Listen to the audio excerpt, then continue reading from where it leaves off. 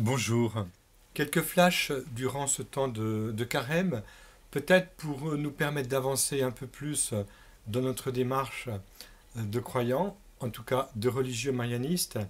Et je vais m'appuyer cette fois-ci sur un livre qui est paru à l'intérieur de la Société de Marie, Manuel de spiritualité marianiste.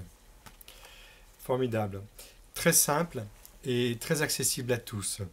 Et comme on a peu de temps à consacrer pour regarder des vidéos, je vais donner des petits messages chaque semaine pour nous permettre de progresser. La première thématique, on va dire, proposée, c'est le silence de la parole. Vous direz pourquoi parler du silence? Bien parce qu'en fait, le carême, c'est l'occasion pour nous d'évaluer notre possibilité d'être à l'écoute de celui qui a donné sa vie pour nous. Et nous allons le suivre dans sa passion au bout de 40 jours, dans sa mort, dans sa résurrection. Il a fait de nous des vivants. Alors le silence, c'est une condition nécessaire pour que cette parole de vie résonne en nous. Et le Père Chaminade y tenait beaucoup.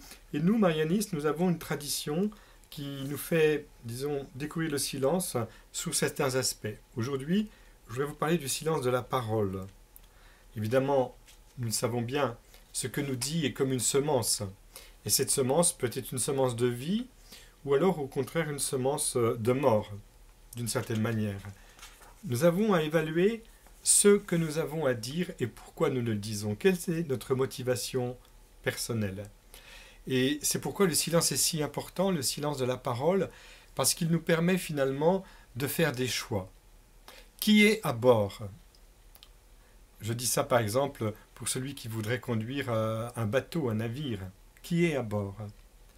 Et il arrive que parfois, eh bien, je ne sois pas maître de moi-même et je puisse dire des choses que je n'ai pas vraiment choisi de dire et qui ne sont pas ajustées à ce que le Seigneur attendait de moi. Le silence est d'or, la parole est d'argent.